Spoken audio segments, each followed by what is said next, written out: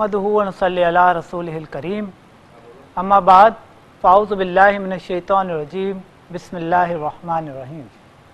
Programme तिब्ब नबवी सल्लल्लाहु अलैहि वसल्लम में मैं हूं आपका मेज़बान हकीम सईद आसिम अली, और आज का हमारा मौजू है कुछ ख़ास इस हवाले से जिसका तिब्बी नुक्ता नज़र से देखा जाए तो आम इंसानों पर भी और इसके अलावा ख़ुसूसी तौर पर मरीज़ों पे इस दिन के हवाले से ख़ास तौर पर बड़ी अहमियत रखता है। बहुत मौजू ये अहमियत रखता है। इस हवाले से आज हम बात करेंगे सेहतमंद ईद के हवाले से। रमज़ानुल मुबारक एक ऐसा बाबरकत महीना होता है जिसमें इंसानी जिस्म अपने आप को एक तरीके से रीजनरेट करता है। अपनी सारी ख़राबियों को दूर करने के हवाले से ये एक बेहतरीन मुनज़्ज़म महीना होता है जिसमें इंसान बहुत सी चीज़ों से परहेज़ करता है, बहुत सी चीज़ों को इजाफ़ी तौर पे इस्तेमाल करके और रोज़ा रख के अल्लाह की रज़ा के लिए इबादत करके अपने जिस्म को भी बेहतर करता है, अपने रूह को भी बेहतर करता है।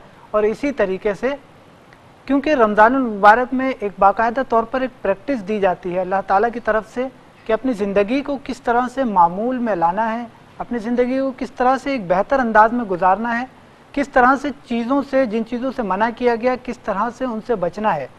हम देखते हैं कि रमज़ान के महीने में रोज़े के दौरान में हम ख़ास तौर पर ऐसी चीज़ों से बचते हैं जिसका हमें मना किया गया, जैसे कि रोज़े के दौरान में हम खाना नहीं खाते, पानी नहीं पीते, इस तरीके की दूसरी बहुत सी ऐसी चीज़ें जिनसे ममानियत की गई है उन चीज़ों से हम बचते हैं।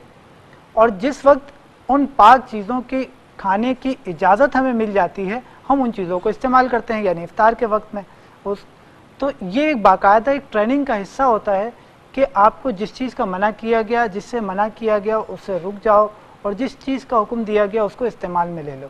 ये एक ट्रेनिंग भी होती है एक तरीके से कि हम अपनी ज़िंदगी के मामूलात को किस तरह से बेहतर अंदाज में गुजार सकते हैं।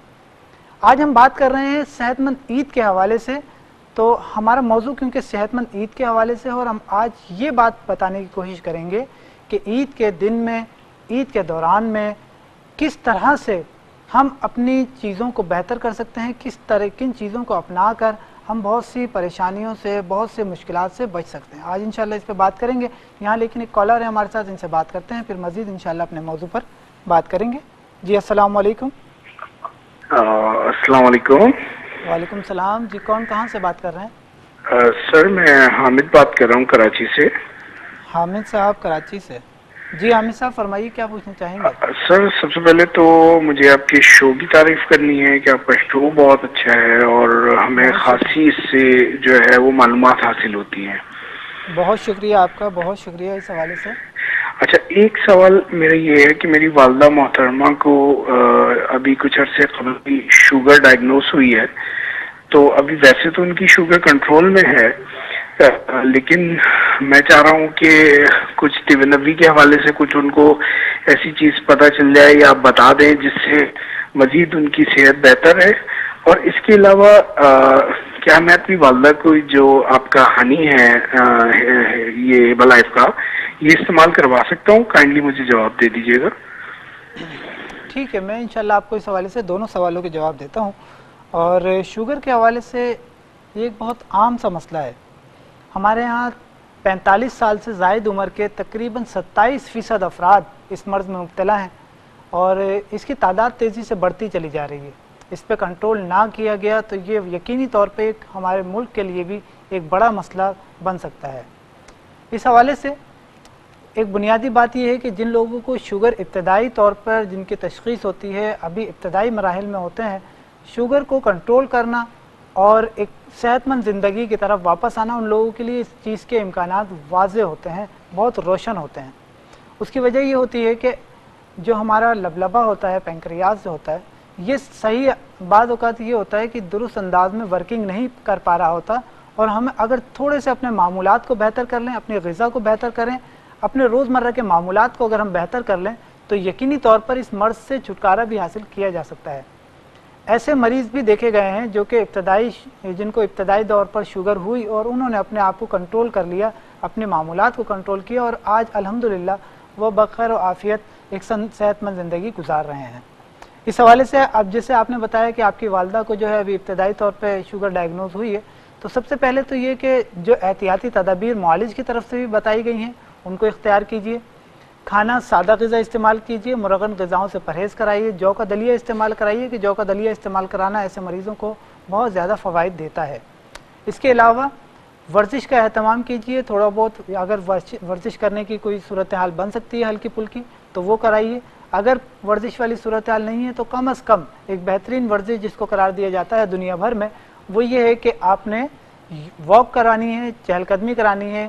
اور واک کرانے کا ایک بہترین وقت وہ یہ ہوتا ہے کہ آپ صبح کے وقت میں فجر کے بعد اگر کسی ایسی جگہ پہ جہاں پہ گھاس ہو تازہ تو گھاس پہ اگر ننگے پیر واک کی جائے صبح کے وقت میں خاص طور پر تو یہ شوگر کے مریضوں کو بہت ہی زیادہ فائدہ دیتی ہے اور دیکھا گیا کہ اس کے بہت مثبت نتائج اس حوالے سے میسر آتے ہیں.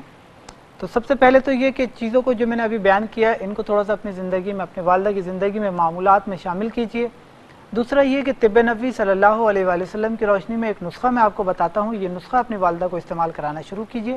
انشاءاللہ اس نسخے کے استعمال کرانے سے ہوگا یہ کہ جو ہمارے جسم کے مختلف ہارمونز میں ڈسبیلنس ہو جاتا ہے جس کی وجہ سے یہ معاملات ہوتے ہیں, یعنی ہمارے جو لبلبہ ہوتا ہے اس سے جو ایک خاص قسم کے انسولین آتی ہے, ایک خاص قسم کے ہارمونز آتے ہیں جو کہ ہمارے جسم کی شوگر کو کنٹرول کرتے ہیں اور ہمارے جسم کے سارے نظام کو کنٹرول کرنے میں اہم کردار ادا کرتے ہیں. ان کی سیکریشن بہتر کرتا ہے, بیٹا سیلز کی سیکریشن کو بہتر کرتا ہے یہ نسخہ, اور اس نسخے کے استعمال سے یقیناً آپ کے والدوں کو فائدہ ہوگا. آپ نے لینا ہے قسط شیریں 50 گرام لے لیجئے, میتھی دانہ 25 گرام, کلونجی 25 گرام اور چرائتا نیپالی 30 گرام. کل 4 ادویات ہیں. قسط شیریں 30 گرام, قسط شیریں 50 گرام, میتھی دانہ 25 گرام, کلونجی 25 گرام اور چرائتا نیپالی 30 گرام. اس وزن کا بھی خاص خیال رکھیے گا کہ قسط شیریں 50 گرام ہے, کلونجی اور میتھی دانہ 25 گرام ہے اور چرائتا نیپالی جو ہے وہ 30 گرام ہے. تو اس نسخے کو آپ بنا کر تیار کر لیجئے اور آدھا چمچہ اپنی والدہ کو صبح شام استعمال کرائیے. انشاءاللہ مجھے امید ہے کہ یہ مسئلہ ان کا بہتر ہو جائے گا. اور پھر آپ نے دوسرا پوچھا شہد کے حوالے سے کہ کیا شہد استعمال کرایا جا سکتا ہے. دیکھیں ہمارے یہاں جو شہد عام طور پہ دکانوں پہ ملتا ہے اس کی کوالٹی, اس کے حوالے سے تو میں بالکل جو ہے مطمئن نہیں ہوں, کیونکہ اتنا زیادہ شہد حاصل ہونا اور اتنا زیادہ وافر مقدار میں جس حساب سے ہمیں شہد دکانوں پہ ملتا ہے رنگ برنگ, تو یہ تو ایک ویسے ہی ایک ذہن میں یہ بات آتی ہے کہ اتنا شہد پروڈیوس نہیں ہوتا جتنا کہ ہمیں مارکیٹ میں دستیاب ہوتا ہے. حامد صاحب کراچی سے بات کر رہے تھے ہمارے ساتھ اور میں بتا رہا تھا ان کو کہ آپ نے اپنی والدہ کو شہد کے حوالے سے کس طرح سے استعمال کرانا ہے. شہد کے حوالے سے جب ہم بات کرتے ہیں تو جیسے کہ ہم نے دیکھا کہ مختلف قسم کے شہد جو ہمیں مارکیٹ میں دستیاب ہوتے ہیں ان کی وہ کوالٹی, ان کی وہ خصوصیات, ان کے وہ فوائد ہمیں یکسر نہیں ملتے. میں نے اکثر مختلف قسم کے شہد استعمال کیے, ان کو جانچا, ان کے اوپر تحقیق کی, لیکن مجھے کوئی واضح, کوئی بہتر نتائج اس حوالے سے میسر نہیں آئے. اور اس وجہ سے شہد کے حوالے سے جب بھی میں مشورہ دیتا ہوں تو اس کا یہ ہوتا ہے کہ یا تو آپ خود اپنے ہاتھ سے کوئی آپ نے شہد اتارا ہو درخت پہ سے, چھتے پہ سے, تو وہ تو ظاہر ہے 100% آپ کے لیے یقینی ہے. اس کے علاوہ کوئی اگر آپ چاہتے ہیں کہ واقعی کوئی مستند شہد استعمال کیا جائے تو اس کا طریقہ یہ ہے کہ آپ ہمالیہ شہد لے لیجئے. یہ ایک ایسا شہد ہے جو کہ واقعی مستند شہد ہے اور اس کو مختلف طریقوں سے ٹیسٹ کیا ہے. میں نے خود بھی اس کو بارہا استعمال کیا, میں خود استعمال بھی اس کو کیونکہ کرتا ہوں, اس حوالے سے میں آپ کو بھی اس حوالے سے بتاتا ہوں کہ آپ اس کو استعمال کر سکتے ہیں. بے کھٹک, جسے ہم کہتے ہیں کہ بے کھٹک ہو کے آپ اس کو استعمال کر سکتے ہیں. اور شوگر کے مریضوں کے لیے بھی شوگر, کیونکہ یہ بیری کا شہد ہے اور بیری کے شہد کی خاصیت یہ ہے کہ یہ شوگر کے مریض بھی بآسانی اس کو استعمال کر سکتے ہیں. اس کی ایک مخصوص مقدار ہوتی ہے, اس مقدار تک آپ اس کو استعمال کر سکتے ہیں. تقریباً 1 چمچہ صبح نہار منہ 1 گلاس پانی میں اگر آپ اس کو استعمال کرا دیں گے اپنی والدہ کو تو یہ ان کے لیے فائدہ مند ہوگا. اور یہ شوگر کے مریضوں کو جو اعصابی کمزوری ہوتی ہے, جو نظر کی کمزوری ہوتی ہے, دیکھا گیا ہے کہ شوگر کے مریضوں میں یہ بہت زیادہ تیزی سے یہ چیزیں دیکھنے میں آتی ہیں کہ ایک تو ان کی نظر تیزی سے کمزور ہو جاتی ہے کیونکہ ان کی جو باریک خون کی شریانیں ہوتی ہیں ان میں سکڑن پیدا ہو جاتی ہے, ان میں سکیڑ پیدا ہو جاتا ہے, جس کی وجہ سے دوران خون صحیح انداز میں آنکھوں کو نہیں فراہم ہوتا اور ان کے آنکھوں کی جو پتلیاں ہوتی ہیں وہ سکڑ جاتی ہیں اور بعض اوقات ان میں دھندلا پن یا نظر کی کمزوری کا عارضہ لاحق ہو جاتا ہے. تو ایسے مریضوں کو شہد کا استعمال اگر اپنی زندگی میں معمول میں رکھیں تھوڑا بہت تو یقینی طور پر یہ ان کے لیے فائدہ مند ہوگا. इसी तरीके से जैसे कि हम बात कर रहे थे अपने मौजू के हवाले से सेहतमंद ईद कैसे गुजारें। सेहतमंद ईद गुजारने के लिए कुछ चीज़ों में तब्दीली करें। ऐसा तो है नहीं कि हम ईद का मौका हो और हमारे यहाँ मेहमान आए हम उनकी खातिरदारी ना करें। हम मुख्तलिफ़ किस्म के अनवाह इकसाम के जो खाने जो मेहमान नवाजी का एक हिस्सा समझे जाते हैं, हमारी रिवायात का एक हिस्सा समझे जाते हैं, ऐसा तो है नहीं कि हम अपनी रिवायात से जो है वो दरकिनार हो जाएं।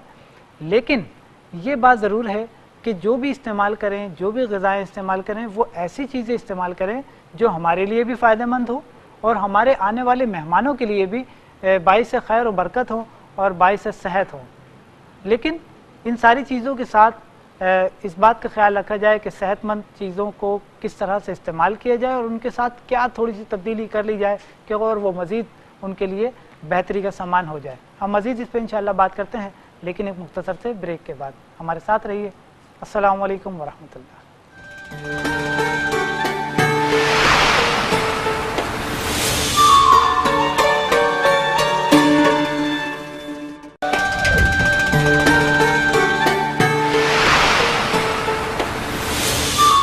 Welcome back. ब्रेक पे जाने से पहले हम बात कर रहे थे अपने मौजू के हवाले से, और मैं ये बयान कर रहा था कि किस तरह से अपने अनवाह इकसाम के खानों को साथ लेकर चलते हुए हम सेहतमंद ईद गुजार सकते हैं। किस तरह से हम अपने मेहमानों की खातिरदारी भी करें, अपने मेहमानों की मेहमान नवाजी भी करें और साथ ही उनकी सेहत का ख्याल भी रखें। अपने प्यारों की सेहत का ख्याल रखना यकीनी तौर पर एक हमारी ज़िम्मेदारी भी है। तो खाने के वक्त में कोशिश कीजिए कि जो भी आप मुरगन ग़िज़ाएँ भी अगर इस्तेमाल कर रहे हैं तो उनकी मिक़दार को अपनी सेहत के हिसाब से मुतय्यन कीजिए।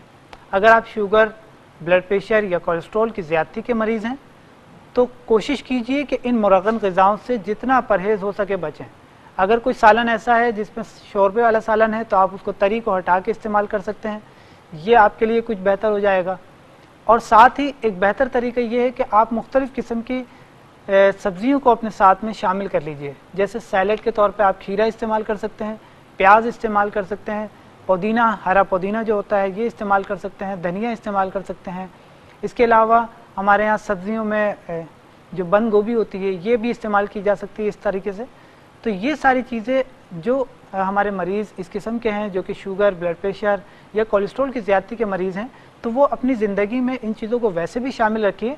और ख़ास तौर पे अगर इस किस्म की कुछ चीज़ें आती हैं खाने में जैसे मुरक्कन ग़िज़ाएँ वगैरह, तो थोड़ा सा एहतियात के साथ मिक़दार कम कर दीजिए उनकी, कि मिक़दार कम करने से उनके जो असरात हैं वो कम हो जाएंगे। दूसरी बात, उनमें आप सब्ज़ियों की और सैलड की मिक़दार को थोड़ा सा बढ़ा दीजिए। तो इस तरह से मुझे उम्मीद है कि काफ़ी हद तक आप अपनी सेहत को बरकरार रखने में और इनके नुकसानात से बचने में भी कामयाब हो जाएंगे।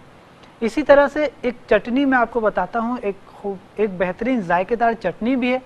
इसको अपनी ईद का हिस्सा बनाइए, अपने खानों का। वैसे भी अगर आप इसको हिस्सा बना लें तो ये मुख्तलिफ़ किस्म की जो खाने के असरात होते हैं, जो एक तो ये कि खाने के असरात में क्या होता है कि एक तो खाना देर से हज़म हो जाए, ये भी एक इसका असर होता है कि खाना जो है वो प्रॉपर अंदाज में हज़म नहीं हो पाता जो हम खाना खा लेते हैं। बाज़ औक़ात मुरक्कन ग़िज़ाएँ वगैरह इस किस्म की हार्ड किस्म की जो ग़िज़ाएँ होती हैं।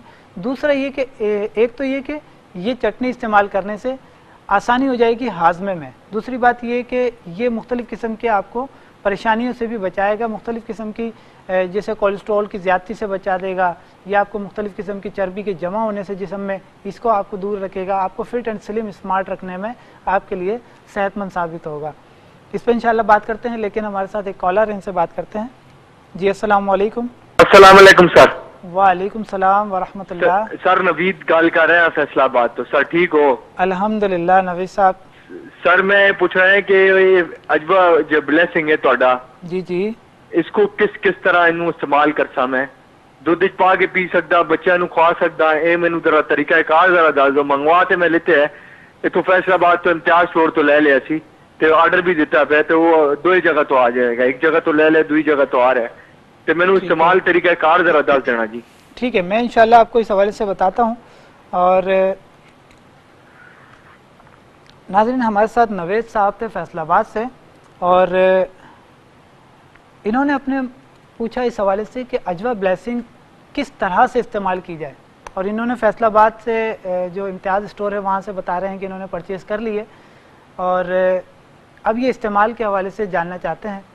اجوا بلیسنگ یا اجوا کھجور ایک ایسی دوا ہے، ایک ایسی غذا ہے جس کو مختلف طریقوں سے مختلف بیماریوں میں استعمال کیا جا سکتا ہے، جس چیز کے بارے میں میرے پیارے نبی حضرت محمد مصطفیٰ صلی اللہ علیہ وآلہ وسلم نے فرما دیا، جس کو حضرت عائشہ صدیقہ رضی اللہ تعالیٰ عنہ روایت فرماتی ہیں کہ اجوا جنت سے ہے اور اس میں ہر مرض سے شفا ہے۔ جب آپ صلی اللہ علیہ وآلہ وسلم نے فرما دیا کہ اس میں ہر مرض سے شفا ہے، تو اس میں تو کوئی دو رائے رہ نہیں جاتی کہ یہ کسی بیماری میں فائدہ کرے گی، کسی میں نہیں کرے گی۔ لیکن ہمارے لیے ضروری کیا ہے، ہمارے لیے جاننا کیا ضروری ہے؟ ہمارے لیے یہ چیز ضروری ہے جاننا کہ یہ کس طرح سے کام کرے گی، کس طرح سے کس مرض میں استعمال کیا جائے، کیونکہ یہ بہت اہم چیز ہوتی ہے کہ اگر جیسے میں نے آپ کو کہا کہ ٹھنڈا پانی آپ کے لیے فائدہ مند ہوتا ہے، لیکن اس کے لیے یہ ضروری ہے کہ آپ کو پتہ ہو کہ ٹھنڈا پانی کس وقت میں آپ کے لیے فائدہ مند ہے، کتنی مقدار میں کتنا ٹھنڈا پانی ہونا چاہیے۔ تو یہ اسی طرح سے نوید صاحب نے بھی جیسے پوچھ لیا، ابھی انہوں نے پرچیز کرنے کے بعد انہوں نے پوچھا کہ اس کو کتنی مقدار میں استعمال کیا جائے، کس طرح سے استعمال کیا جائے، تو یہ بہت اچھی بات ہے اور ایسا ہونا چاہیے۔ میں یہ سمجھتا ہوں کہ ایسا ہونا چاہیے کہ کوئی بھی چیز جب آپ استعمال کرنا چاہیں تو اس کے حوالے سے ایک مروجہ جو اصول ہیں وہ سمجھ لینے چاہیے۔ اجوا بلیسنگ کے حوالے سے اس کا طریقہ استعمال یہ ہوتا ہے کہ اگر آپ صبح نہار میں اس کو استعمال کریں تو اس سنت پر بھی عمل ہو جاتا ہے، اور اس عمل پہ اس حدیث کے اوپر بھی عمل ہو جاتا ہے کہ صبح نہار منہ اجوا کا استعمال کرنا جادو اور عصیب سے بھی دور رکھتی ہے۔ تو اس حدیث کے حوالے سے بھی اگر عمل کرنا چاہیں تو یہ بھی ایک بہت بہترین عمل ہوگا، بہت زبردست عمل ہوگا۔ صبح نہار منہ استعمال کرنے سے میں نے دیکھا ہے، اس چیز کا مشاہدہ کیا ہے کہ صبح نہار منہ استعمال کرنا اجوا کو زیادہ بہترین نتائج فراہم کرتا ہے۔ تو آپ کے لیے بھی میرا یہی مشورہ ہے کہ آپ اس کو صبح نہار منہ استعمال کیجئے۔ صبح نہار منہ میں یہ ہوتا ہے کہ اگر آپ صبح جب آپ اٹھتے ہیں اس کے بعد آپ نے وضو وغیرہ کیا، مسواک کی، اس کے بعد آپ اجوا بلیسنگ لے لیجئے، آپ ایک بڑا چمچہ اجوا بلیسنگ کا استعمال کر لیجئے۔ اس کے بعد تقریباً 2-3 منٹ کے بعد اگر آپ پانی پینا چاہیں یا اگر آپ دودھ کے ساتھ استعمال کرنا چاہیں تو یہ بھی بہت اچھا ہوتا ہے۔ اور دودھ کے ساتھ میں نے بھی اس کو استعمال کیا ہے۔ دودھ میں اس کو آپ ملا لیں، جس طریقے سے ہم کوئی شیک بناتے ہیں تو 1 گلاس دودھ لے لیجئے، اس میں 1 بڑا چمچہ آپ اس کو ملا لیجئے، اس کو حل کر لیجئے، تو ایک مزیدار فلیور میں اس کا ایک جوس بن جاتا ہے، ایک شیک بن جاتا ہے۔ اور یہ میں نے استعمال بھی کیا، بڑا مزیدار ہوتا ہے۔ میں نے تو جسٹ اس کو ایک تجربے کے طور پہ استعمال کیا تھا، کیونکہ تحقیق کے دوران میں مختلف طریقوں سے اس کو ٹیسٹ وغیرہ کیا جاتا ہے، تو اس دوران میں نے ٹیسٹ کیا تھا اور یقیناً یہ بہت اچھا اس کا ذائقہ بھی ہوتا ہے۔ تو آپ اس طرح سے بھی استعمال کر سکتے ہیں، اور بچوں کو بھی اس کو استعمال کرایا جا سکتا ہے اس ترتیب سے۔ لیکن جب آپ بچوں کو استعمال کرائیں پانی شہد میں اور اس کو دودھ میں حل کر کے، تو اس کو کوشش کریں کہ تھوڑا سا چھان لیں کسی موٹے کپڑے سے یا کسی موٹی چھنی سے، تو اس سے فائدہ یہ ہوگا کہ اس کے اندر جو موٹے ذرات ہوتے ہیں وہ بچوں کو تھوڑا سا اریٹیٹ کرتے ہیں، بچے جو ہے وہ پھر تھوکتے ہیں۔ تو اس حوالے سے اگر آپ بچوں کو استعمال کرائیں تو اس کو چھان لیجئے، اور اگر آپ خود استعمال کرنا چاہیں دودھ میں ملا کے شیک بنا کے، تو یہ بڑا مزیدار سا شیک بنتا ہے، اس کو استعمال کیا جا سکتا ہے، اور مہمانوں کی خاطرداری کے لیے بھی اس کو پیش کیا جا سکتا ہے۔ یہ بھی ایک بہترین اس کا طریقہ ہے۔ اور صبح نہار میں استعمال کرائیے بچوں کو۔ اگر آپ عام جسمانی کمزوری کے لیے اور ان کی جو جسمانی صحت ہے اس کو بہتر کرنے کے لیے استعمال کرانا چاہتے ہیں تو اس کا طریقہ یہ ہے کہ 1-1 چمچہ صبح شام، ایک چائے والا چمچہ چھوٹا لینا ہے آپ نے، 1-1 چمچہ صبح شام دودھ کے ساتھ استعمال کرا دیجیے۔ انشاءاللہ ان کی عام جسمانی کمزوری بھی بہتر ہو جائے گی، اور بچے جو ہے وہ ایکٹیو ہو جائیں گے، اور جو ان کا ذہنی صلاحیتیں ہیں وہ بھی انشاءاللہ اس سے بہتر ہو جائیں گی۔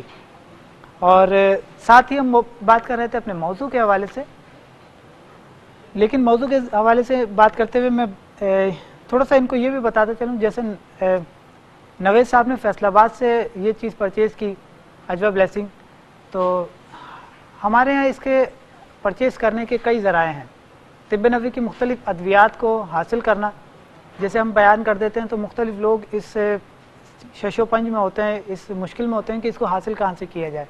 تو اس کے لیے ایک آسان طریقہ یہ ہوتا ہے کہ ہمارے یہاں فری ہوم ڈیلیوری کے نمبرز چل رہے ہوتے ہیں، نمبرز پہ بھی رابطہ کر کے آپ یہ تمام ادویات لے سکتے ہیں۔ اس کے علاوہ کراچی، حیدرآباد اور لاہور میں طب نبوی سینٹر قائم ہے، وہاں سے بھی یہ تمام ادویات بآسانی لی جا سکتی ہیں۔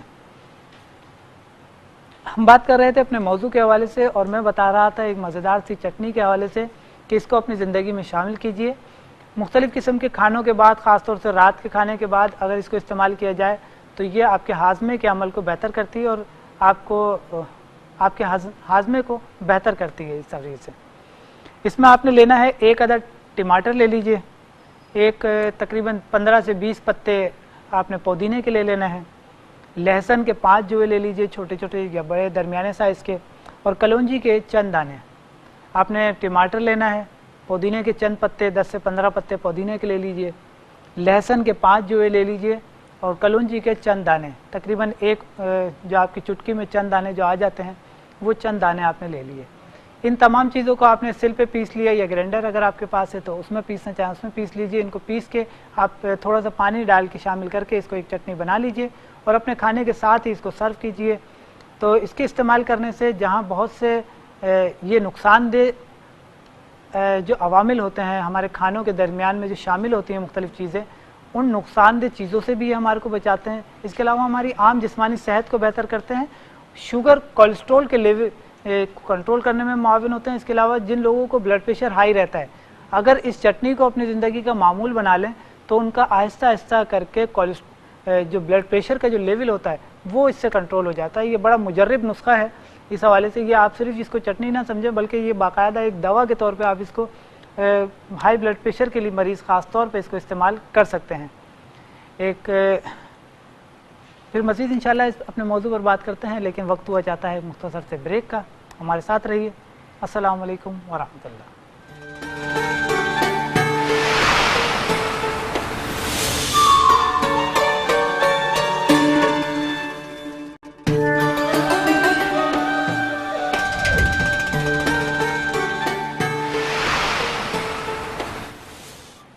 Welcome back. بریک پہ جانے سے پہلے جیسے ہم بیان کر رہے تھے اپنے موضوع کے مطابق جو میں نے ابھی آپ کو بتائی تھی چٹنی کہ وہ چٹنی جو استعمال کریں گے تو وہ اپنی زندگی کو شامل کیجئے، حصہ بنائیے۔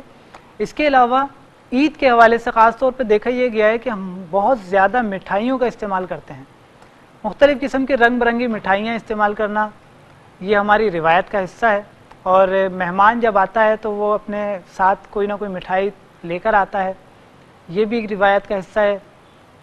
مٹھائی کا استعمال کرنا اچھی بات ہے، تھوڑی بہت اگر مٹھائی استعمال کی جائے، لیکن اس بات کا خاص خیال رکھیے کہ جس جگہ سے آپ مٹھائی لے رہے ہیں کیا وہ واقعی وہاں پر صفائی کا اہتمام کیا گیا ہے یا نہیں۔ کسی اچھی جگہ سے مٹھائی لیجئے۔ اور دوسری بات یہ کہ جو لوگ شوگر، بلڈ پریشر یا ہارٹ کے حوالے سے، دل کے حوالے سے کسی قسم کے عارضے کا شکار ہیں تو وہ خاص طور پہ ان مٹھائیوں سے پرہیز کیجئے کہ ان کا پرہیز کرنا آپ کے لیے زیادہ سیف سائڈ رہتا ہے، اگر آپ تو یہ زیادہ آپ کے لیے بہتر ہوتا ہے۔ اور ساتھ ہی کچھ خاص قسم کی مٹھائیاں ایسی ہوتی ہیں جو کہ بہت زیادہ ایک تو میٹھی ہوتی ہیں، ان سے پرہیز کیجیے، جو کہ شیرے میں ڈپ کی ہوئی ہوتی ہیں ان سے بچیے کہ یہ آپ کے لیے نقصان دہ ہوتی ہیں۔ بعض اوقات یہ شیرہ بھی نہیں ہوتا بلکہ یہ گلوکوز ہوتا ہے، اس میں زیادہ تر جو ہے وہ گلوکوز شامل کیا جاتا ہے، گلوکوز سے مٹھائیاں تیار کی جاتی ہیں، چینی جو ہے اس میں مقدار اس کی کم ہوتی ہے، تو اس سے بچیے کہ یہ بہت زیادہ نقصان دہ ثابت ہو سکتی ہے اس وقت میں، اور زیادہ کیونکہ ہم استعمال کر لیتے ہیں، ہر مہمان آ رہا ہے، مختلف انواع و اقسام کی مٹھائیاں آ رہی ہیں، تو تھوڑی تھوڑی بھی اگر آپ چکھتے ہیں تو تھوڑی تھوڑی کے سلسلے میں یہ مقدار جو ہے وہ بڑھ جاتی ہے، تو اس سے بچیے۔ اور دوسری بات یہ کہ جب ہم ایک تو مٹھائی کا استعمال کر رہے ہیں، کیلوریز ہم نے ویسے زیادہ استعمال کر لیں، کیونکہ ہمارا جو روزمرہ کا معمول ہوتا ہے رمضانوں میں پورے مہینے کا جو معمول ہوتا ہے وہ ایسا ہوتا ہے کہ آپ ایک لمیٹڈ مقدار میں، ایک مخصوص مقدار میں اپنے ہاضمے کو کنٹرول کیے ہوئے ہوتے ہیں، اور جب اس کے اوپر آپ بہت زیادہ اضافی بوجھ ڈالتے ہیں تو بعض اوقات جو ہے یہ پریشانی کا سبب بن جاتا ہے۔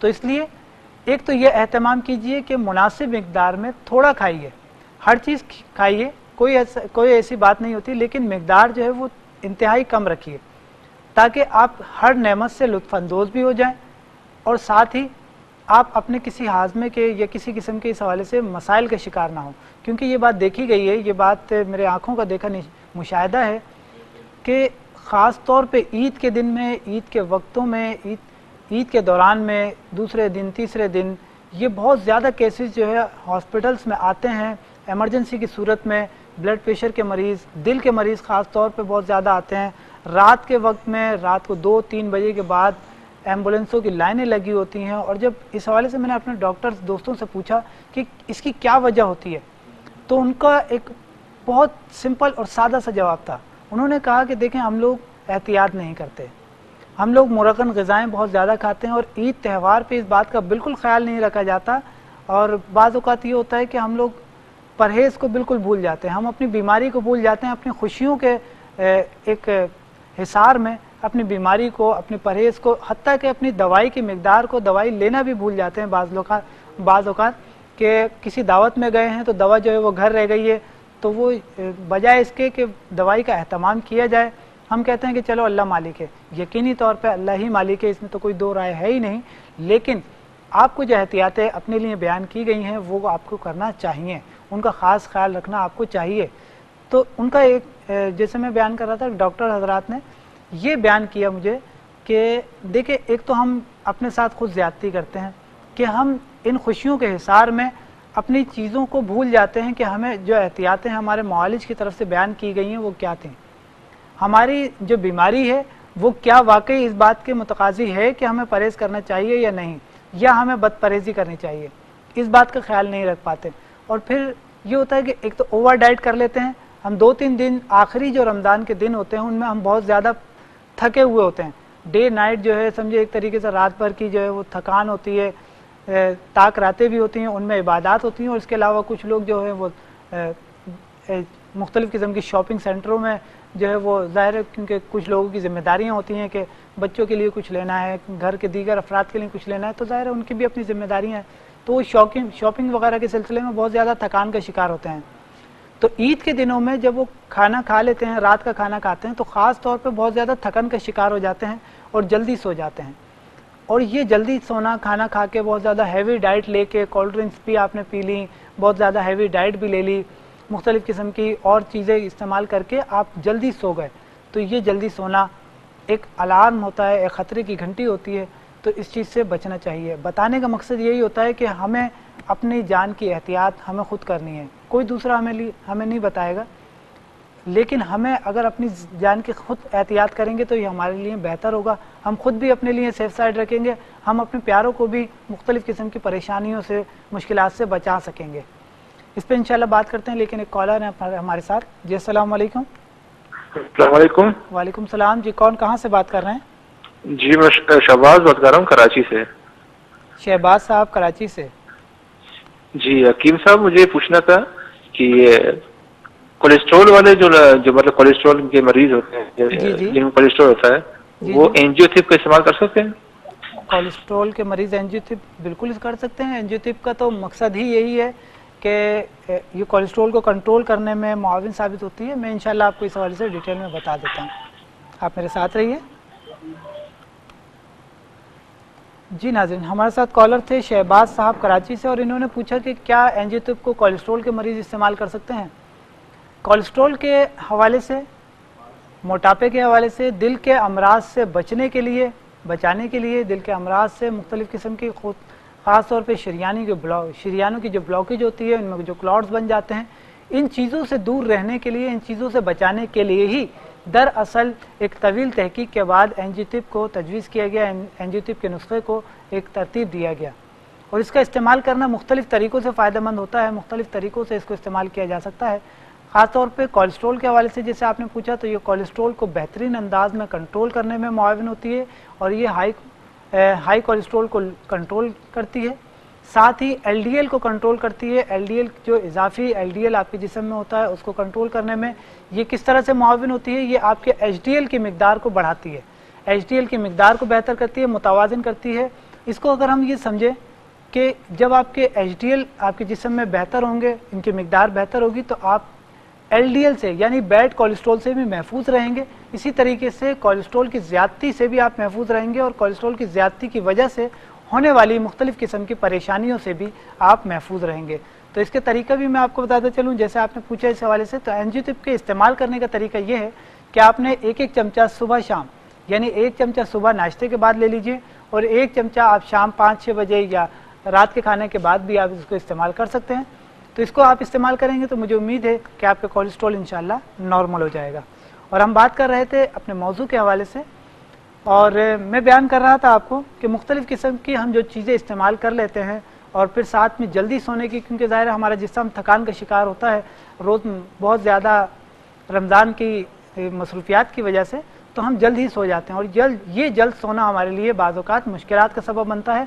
اور یہ جلد ہی سونے والے مریض جو دل کے مریض ہوتے ہیں یا بلڈ پریشر کے یا ہارٹ کے مریض ہوتے ہیں یا شوگر کے مریض جو ہوتے ہیں، تو ان کے لیے یہ بہت زیادہ نقصان دہ ثابت ہوتا ہے. اور بعض اوقات پھر یہ 2-3 بجے کے قریب ان کو طبیعت جو ہے وہ خراب ہوتی ہے، جس کی وجہ سے ایمرجنسی میں ہاسپٹلس کی طرف رجوع کرنا پڑتا ہے. تو یہ وہ آرات ہیں، یہ وہ تجاویز تھیں جو کہ ہمیں میرے دوستوں نے، میرے جو ہمارے ساتھ کے کولیگس ہیں، جو ڈاکٹر حضرات ہیں، جو معالج ہیں، انہوں نے جب ہم کنسلٹ کرتے ہیں اس حوالے سے تو انہوں نے بھی اس حوالے سے بیان کی. تو یہی میں نے آپ کو بھی بیان کی ہیں. اس پہ تھوڑا سا عمل کیجئے اور اپنی صحت کا خیال رکھیے. اس پہ مزید بات کرتے ہیں لیکن ایک مختصر سے بریک کے بعد. ہمارے ساتھ رہیے. السلام علیکم ورحمۃ اللہ.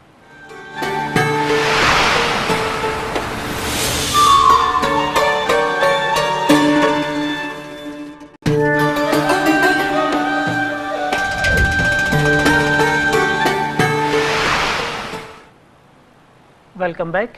بریک پہ جانے سے پہلے ہم بات کر رہے تھے اپنے موضوع کے حوالے سے، اور اسی کو کنٹینیو کرتے ہوئے انشاءاللہ ہم بات کریں گے مرغن غذاؤں کے حوالے سے. تھوڑا سا پرہیز کا میں نے بتایا آپ کو، مٹھائیوں کے حوالے سے میں نے آپ کو بیان کیا. خاص طور پہ ایسی مٹھائیاں جو کہ کھوئے سے بنی ہوئی ہوں، کھویا اور کھوئے سے بنے ہوئے مختلف قسم کی چیزیں، کیونکہ آج کل گرمی کا موسم ہے اور ایسے گرمی کے موسم میں مٹھائیاں اور خاص طور سے کھوئے سے بنی ہوئی مٹھائیاں بہت جلدی خراب ہو جاتی ہیں. لیکن ہمارے ہاں المیہ یہ ہے کہ ان کو محفوظ کرنے کے لیے اور ان کی خرابی کو چھپانے کے لیے مختلف قسم کے کیمیکل، مختلف قسم کے جو خوشبوئیں ہیں یا فلیورز استعمال کیے جاتے ہیں، جس سے ہمیں اندازہ نہیں ہو پاتا کہ یہ واقعی خراب ہو چکی ہے یا نہیں. تو ان چیزوں کے استعمال میں بہت احتیاط کیجیے، خاص طور پہ عید کے دوران میں، کہ یہ چیزیں بعض اوقات بدہضمی اور اسہال کی کیفیات، بعض اوقات ڈائریا والی جو کیفیات ہو جاتی ہیں، تو ان چیزوں سے بچیے اور اپنے بچوں کو بھی ان چیزوں سے بچائیے. پھر دوسری بات یہ کہ کولیسٹرول کے مریض، شوگر، بلڈ پریشر کے مریض، اس حوالے سے دیکھیے کہ عید کی مصروفیات میں خاص طور پہ اس بات کا خیال رکھیے کہ اپنی ادویات کو کس طرح سے لینا ہے، کس ٹائم پہ لینا ہے، اس کا خاص خیال رکھیے.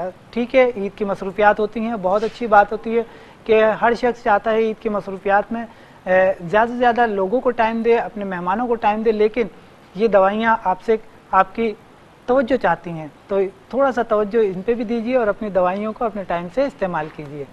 دوسری بات یہ کہ بعض اوقات غصہ اور ٹینشن یہ ہمارے امراض کو بڑھا دیتی ہے. عید کے وقتوں میں ہوتا کیا ہے، عید کے دنوں میں ہوتا کیا ہے، ہوتا یہ ہے کہ کچھ مہمان آ جاتے ہیں، کچھ دور کے جن میں ہلکی پھلکی چپکلش ہوتی ہے، کوئی ناراضگی ہوتی ہے، وہ نہیں آتا کہ اچھا نہیں آیا تو چلیں ٹھیک ہے، مگر ہوا کیا، اس کی وجہ سے ذہنی ٹینشن کہ وہ نہیں آیا، وہ آیا کیوں نہیں ہے، اگر آ جاتا تو اچھی بات تھی. کوئی نہ کوئی بات لے کر، پرانی بات نکال کے یہ نئی بات پہ غصہ، چڑچڑاپن اور ٹینشن لینا. تو اس سے کیا ہوتا ہے کہ آپ بلڈ پریشر بھی بڑھتا ہے، اس سے غصہ بھی آتا ہے، ٹینشن ڈپریشن بڑھتی ہے، اس کی وجہ سے مسائل ہوتے ہیں. تو اپنے آپ کو معتدل رکھنے کی کوشش کیجیے. اللہ کا انعام ہے عید، خود بھی خوش رہیے، لوگوں کے بارے میں اچھی سوچ رکھیے، خوش فہمی رکھیے کہ ہاں یقیناً اس کو کوئی نہ کوئی مصروفیت ہوگی، کہیں پھنس گیا ہوگا کسی جگہ پہ، کہیں اور اس کے گھر پہ مہمان آ گئے ہوں گے. کوئی اچھی سوچ رکھ لیجئے، تو یہ اچھی سوچ آپ کو انشاءاللہ فائدہ دے گی.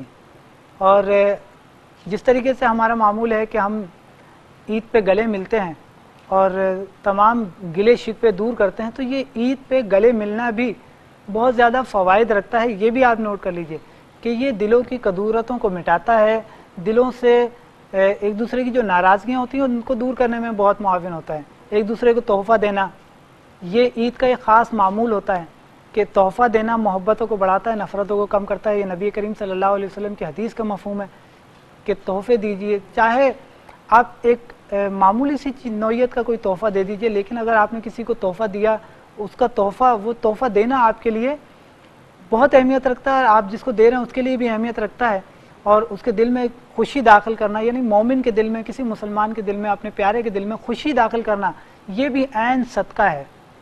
اس کو بھی اختیار کرنا، یہ بھی ہمارے لیے بہت زیادہ فائدہ مند ہو سکتا ہے. پھر عید کے وقت میں یہ بھی دیکھیے کہ پرہیز کو نہ چھوڑیں، رات کا کھانا جلدی کھانے کی عادت کو اپنائیے، کہ یہ بھی بہت زیادہ اہمیت رکھتا ہے، کیونکہ تھکن ہوتی ہے تو اگر آپ دیر سے کھانا کھائیں گے، دیر سے کھانا کھا کے سونے کی والی ترتیب کریں گے، تو اس سے بہتر یہ ہے کہ آپ رات کا کھانا 7 بجے کم و بیش کھا لیجئے. اس کے بعد پھر آپ بھلے اگر آپ 1-2 گھنٹے کے بعد آپ سو جاتے ہیں تو کوئی ایسی بات نہیں ہے، تو یقینی طور پہ یہ آپ کے لیے بہتر ہوگا. اس پہ مزید انشاءاللہ بات کرتے ہیں. ایک کالر ہے ہمارے ساتھ. جی السلام علیکم. السلام علیکم. السلام علیکم. وعلیکم السلام. جی کون کہاں سے بات کر رہے ہیں؟ حاجی صاحب میں فواد بات کر رہا ہوں کراچی سے. فواد صاحب کراچی سے. جی فواد صاحب فرمائیے کیا پوچھنا چاہیں گے؟ حاجی صاحب مجھے یہ پتہ کرنا، ایک تو مجھے یہ بتا دیں شہد کا استعمال بچوں کو کیسے کرایا جائے، خاص کر ان بچوں کو جن کی یہ پسلی وغیرہ چلتی ہے نا، جی جی بچوں چھوٹی کی ایج کے پسلیاں بچوں جو کو ان کی چلتی ہیں، پسلیاں ہاں چلنے کی بیماری جی ہوتی جی ہے ان کو، اور دوسرا جن کو یہ شوگر وغیرہ وہ کس طرح سے شہد کا استعمال کر سکتے ہیں؟ شوگر کے، ٹھیک ہے، شوگر کے حوالے سے میں انشاءاللہ آپ کو بتا دیتا ہوں. اور بچوں کی پسلیوں کے چلنے کا ایک بڑا عام سا مسئلہ ہے، اور اس حوالے سے خاص طور سے اس حوالے سے والدین بہت جلدی پریشان ہو جاتے ہیں. اور کیونکہ ظاہر سی بات ہے بچے تو بچے ہی ہوتے ہیں، لیکن والدین جو ہے اس حوالے سے بہت زیادہ پریشان ہو جاتے ہیں. اس کے لیے میں آپ کو بتاتا ہوں کہ شہد کا استعمال کس طرح سے کیا جائے گا. شہد کا استعمال بچوں کے لیے، خاص طور پہ جو چھوٹے بچے ہوتے ہیں ان کے لیے آپ اس کو استعمال کرانے میں، چھوٹے بچوں کو آپ شہد چٹا سکتے ہیں، معمولی مقدار میں ان کو استعمال کرایا جا سکتا ہے، اور دن میں 2 سے 3 مرتبہ بھی اس کو اگر استعمال کرا دیا جائے تو اس میں بھی کوئی حرج نہیں ہے. اور ساتھ ہی شوگر کے مریضوں کے لیے میں نے جیسے بیان کیا کہ شوگر کے مریض ہیبا لائف شہد ہے وہ استعمال کر سکتے ہیں. عام کسی قسم کے شہد کی میں اس لیے تجویز نہیں دوں گا کیونکہ عام طور پہ جو شہد استعمال ہوتے ہیں وہ واقعی ان کو پتہ نہیں ہوتا کہ واقعی خالص ہے یا نہیں. تو ہیبا لائف شہد آپ استعمال کر سکتے ہیں. وہ اس کی مقدار یہ ہوگی کہ آپ 1 چمچہ صبح نہار میں استعمال کر لیجئے پانی میں حل کر کے، تو یہ آپ کے لیے زیادہ فائدہ مند ہوگا. اس کے بعد پھر جو بھی شوگر کی ادویات آپ لیتے ہیں وہ لے لیجئے، تو انشاءاللہ اس سے آپ کا یہ مسئلہ بہتر ہو جائے گا. ایک بات اور بھی ہے وہ یہ کہ ہم بچوں کو عید پہ عیدی تقسیم کرتے ہیں. یہ بہت اچھی بات ہے. بچوں کو ظاہر ہے بچے چھوٹے ہوتے ہیں، بچے خوش ہوتے ہیں، اصل میں بچوں کی ہی عید ہوتی ہے. تو عیدی جو ہم تقسیم کرتے ہیں، اس عیدی سے بچے مختلف قسم کی چیزیں استعمال کرتے ہیں، مختلف قسم کے باہر جا کے اشیاء کھاتے ہیں پیتے ہیں.